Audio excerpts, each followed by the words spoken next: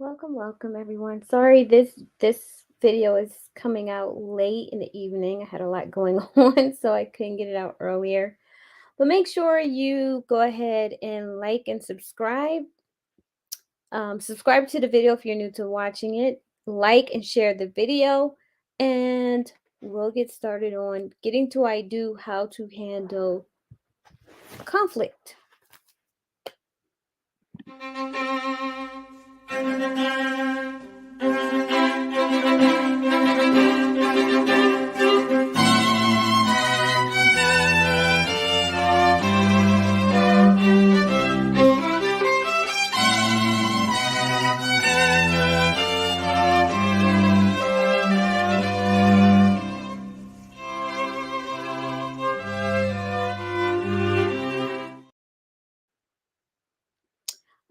Okay, so we're on chapter 13, How to Handle Conflict. We are actually almost through with this book, and we are going to be still just charging forward until we reach the end. So, how to handle conflict. Again, make sure you subscribe if you're new to watching, like and share, and go ahead and engage in the comments. I like reading the comments. I can't really engage while the video is playing, but I will read all of the comments and respond at a later date, at a later time. Okay?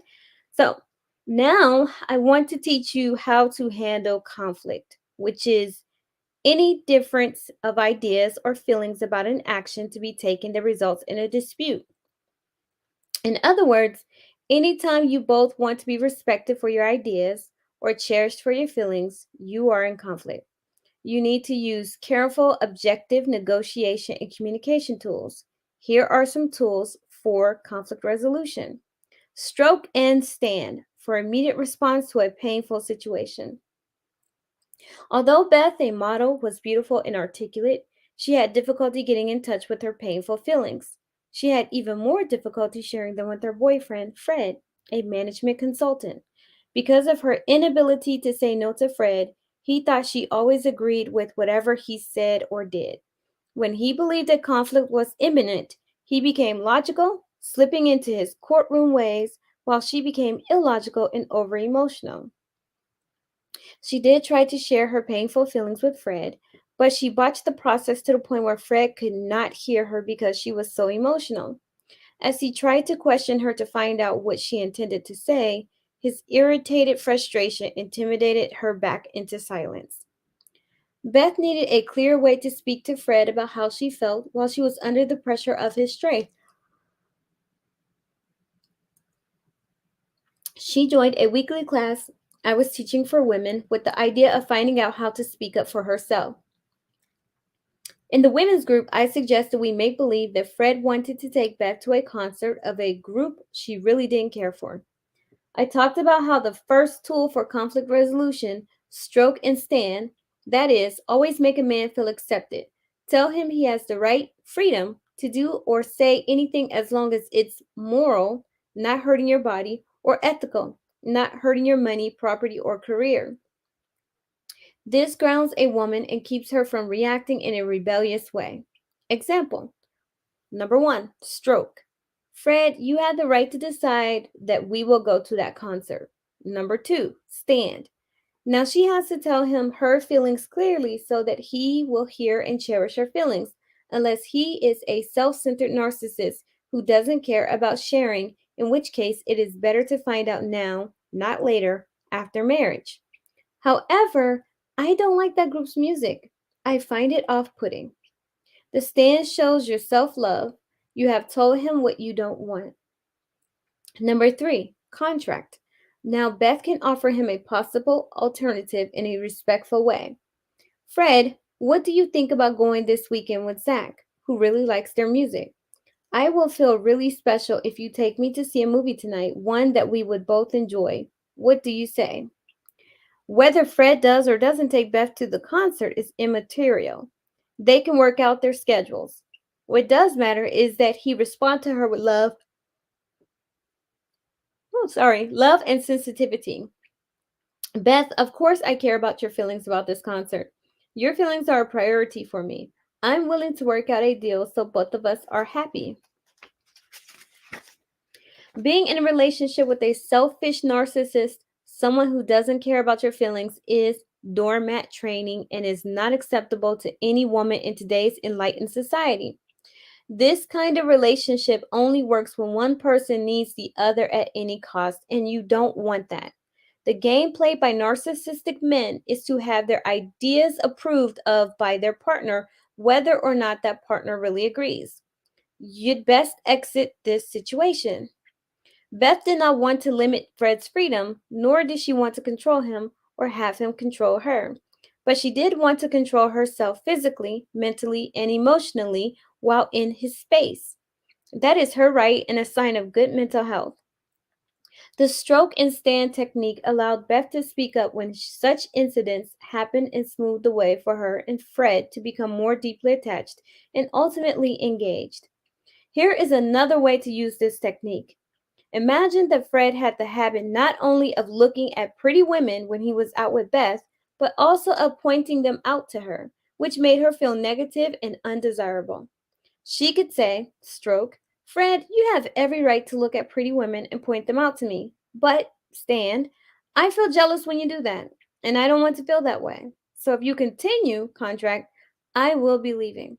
Of course, then if he continues, she must leave, because it clearly means that he does not cherish her feelings. A woman of integrity stands by her contract. 5-step cleanup for delayed response to a painful situation. Marcia, a quiet, pretty, successful insurance broker in the Midwest, was going with Peter, the manager of an automotive parts concern. Because they were planning a vacation in Hawaii and Peter was very busy at work while Marcia wasn't, he asked her to research and select an island for them to use as home base for their other island hopping trips. Although Marcia readily agreed, after a few weeks she told Peter she was unable to choose one because they all seemed so nice. She asked him to pick one instead. Peter selected an island, which Marcia accepted, but then at the moment they reached their hotel room, she wistfully commented in her gentle way, Gee, I wish we had picked another island. There's nothing to do here. No criticizing or confronting him, just this slight disappointment, which of course brought Peter down for quite a while. Marcia was passive aggressive. Asserting herself to get something she enjoyed or saying no was nerve wracking for her. Instead, she would say yes to almost anything and then sabotage things later by being unhappy and showing it. By doing this, she remained in control of the situation in an undercover way. Marcia needed to learn how to bring up negative, fearful subjects and feelings. When Marcia attended a seminar I gave in the city where she lived, I taught her the 5-step cleanup, using a situation she always feared, telling Peter she wanted to go on a weekend trip with a couple of her friends, which meant she wouldn't be seeing him. A problem since Marcia had trouble abandoning Peter for a whole weekend. Number 1, ask for permission to enter his space. Peter, I want to talk to you about my going away next weekend with Gail and Vicky. Do you want to talk now or later? Feeling respected, Peter hopefully will set a time now or later to talk. He will feel comfortable and not bombarded by Marcia, who has not triggered a left lobe argument between her male energy and his male brain. This will help her case. Give a stroke of recognition for his good aspects. Peter, I really appreciate how much you want to have fun and feel good. I want me to have fun and feel good. Number 3, share your feelings. By doing this, Marcia gives Peter a chance to love her and cherish her. She is allowing herself to be vulnerable. However, I'm feeling guilty about going away and leaving you alone this weekend, though it's something I will enjoy. Number 4, share your not wants first to get your wants. Peter, I don't want to see you as a warden and resent you, so I am going away in spite of my feelings. Number 5, use the contract. Peter, are you okay about me leaving? All answers are either yes or no. Any questions, debates, accusations, criticisms, or blocks. In this case, Peter does care about Marcia and cherishes her feelings, so he will either 1, say a clean yes, or 2, explain his reasons for saying no and hopefully work with Marcia to create a promise. If Peter were the type of man who avoided a clean negotiation in order to intimidate her out of her weekend, Marcia could respond with a stroke and stand tool. Peter, you have every right to avoid a straight yes or no. I don't want to fight. I will take care of myself. I will put up with this kind of behavior as long as I can, but then I will leave. By saying the above, Marcia would have given Peter the price for his use of intimidation or seduction. It is up to him to negotiate a clean compromise or say yes or no. Otherwise, he will pay the price of ultimately losing Marcia. A woman must not allow herself to be swept up in the game of uproar and run around in circles of explanations and accusations that blot out feelings. A woman like Marcia, who has extreme sensitivity to others' feelings, must use her left lobe and think of through her feelings of guilt and fear so that she can avoid sabotaging intimacy again. Not rocking the boat and delaying conflict always lead to a bigger conflict later. Sharing her feelings moment by moment helped Peter love and cherish her better. A masculine energy woman who wants to use this 5-step cleanup tool should lead with her thoughts and wants in order to avoid painful fights over who is leading and who is responding. When a masculine energy woman is an indecisive leader who mixes her thoughts and her feeling statements, she confuses her feminine man or she collides with his thoughts and feelings, endangering their feeling. Endangering their future. Remember, the masculine person leads with I want, I think, how do you feel about it? And the other tells the truth about his or her feelings and says yes or no openly in order for good communication to take place. Peter was a good man, and Marcia became a good woman using these tools in a relationship. Validation for bringing unspoken body language to a verbal level. This communication tool makes clear the meaning underlying nonverbal body language that we pick up intuitively. His tone of voice, facial expression, posture, and gestures. Caroline, a script supervisor for a Hollywood production company, had no problem saying no or asking for what she wanted from Bill, a strong, silent type sound mixer with Latin lover good looks. Bill was so attractive that he did not have to chase after women. They chased him. And Caroline did not chase after men, they chased her. After 6 months of dancing around each other, waiting for someone to make a move, Bill did, and a loving relationship began. However, after they had been together for several months, a miserable Carolyn came to see me explaining that their relationship had begun to come apart because Bill would not talk about what he wanted or what he thought, which the male energy person must do in order to have good communication with the female energy person. Because of this, Caroline found herself harassing Bill as her way of finding out what he wanted, and Bill had begun to pull back. When Caroline wanted to talk about their future together, she would say, Bill, do you want to be married someday? When? But Bill would avoid the subject by answering, I don't know today. Can you give me more time? Bill was interested in marrying Carolyn, but her controlling ways triggered warning signs that he knew well from past relationships. He wanted to see how far she would go to pressure him into talking about marriage. He wanted her to let him pick the time to romantically propose. He did not want to tell her prematurely that he wanted to marry her. He was afraid that would give her ammunition to push him faster. I taught her to use validation. Carolyn needed to flush Bill to a verbal level. She needed to say, Bill, I sense that you don't want to talk about our future because you have not answered yes or no to my question. Am I right? Now, Bill may say yes or no, or he may say nothing. All answers other than yes are no. They are clean, acceptable, and easily understood. Saying nothing is teasing and baffling and painful. And if Bill doesn't answer, Carolyn should assume Bill is saying no. She must then decide her appropriate action, accept or reject him. I taught Carolyn that whatever she wanted a response from Bill, she should state his position for him respectfully. I believe, you feel angry, resentful, uncomfortable, etc. Am I right? By using that approach, she could avoid appearing to control him by demanding answers or actions. By her saying, Bill, do you want whatever or do you not want whatever? And waiting for him to think about it and then answer. Bill would be in control of himself and thus more comfortable with her, and this is what he needed to even consider marriage to Carolyn. Okay, so that was a short chapter.